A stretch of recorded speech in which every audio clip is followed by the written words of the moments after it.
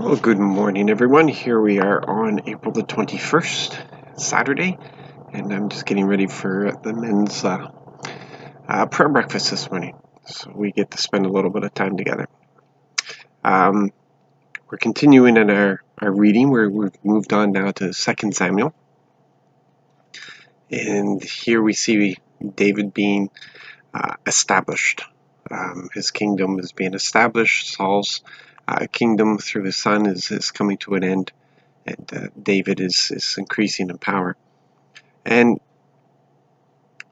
it's a hard reading. We see all these people being assassinated and killed, and David's reaction to that. And in one of the Psalms, we see David's heart, where he talks that he is a man of peace and he hates violence. And he's a man of integrity, and in everything that he does, his troops were pleased by it. They were pleased by his mourning. They were pleased by his reaction. He really wasn't into the gore. He fought when he had to, but he treated his enemy with respect. Um, he fought with, there was a nobility in his fighting, but he was surrounded by these vile men who were vengeful and didn't fight cleanly. They assassinated people. For some reason, people kept thinking that they knew David and what would please him. Previously, we read of the messenger that came to tell him that the king was dead, and bragged about his hand in bringing about that death. And David ended up taking that man's life. And then we had the two assassins who killed Saul's son, who had become king. And it was the same thing. And he was surrounded by these people. He was filled with sorrow. He was sorrowful for their actions, for the results. And it got me thinking. David must have felt all alone at times. He had this relationship with God, and he had a heart after God, and he was a worshiper, and he established the worship later on in his kingship. I can only imagine the pain that these actions must have brought to him.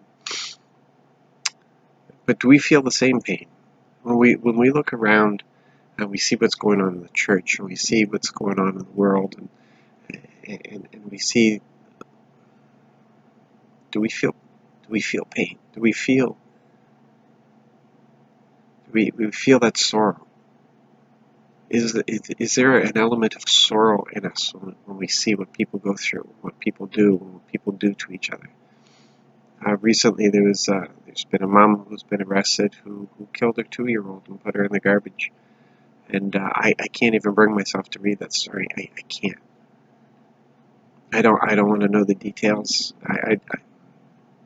It's not that I want to stick my head in the sand. It's just my heart can't take it. I can't.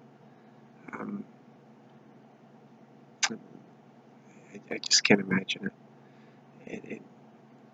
Do we feel this? Do we feel this? Do we have this sorrow when we read about school shootings? When we read about murders? Do we just look at the statistics, or do we understand that those are people? It just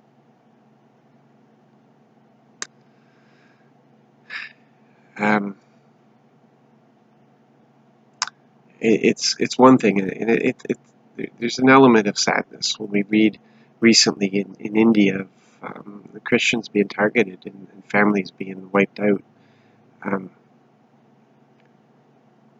But it's not the same thing.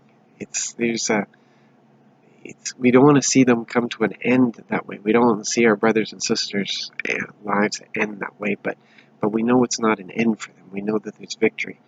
But when we see what people are doing to each other, and it is the end for them, there is no going on.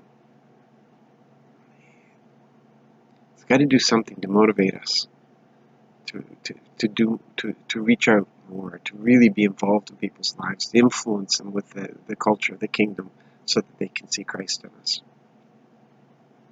And we don't just let's worship the Lord and seek His will and His desire. We know His will, but it's a matter of the voice, giving us direction, telling us exactly how we can be involved and what we can do, and to be walking in His will and motivated by His love.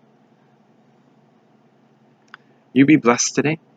I pray that the Lord's blessings will flow all over you, so that you have that joy, and that you can permeate the atmosphere around you, so that you will be a blessing to those around you today.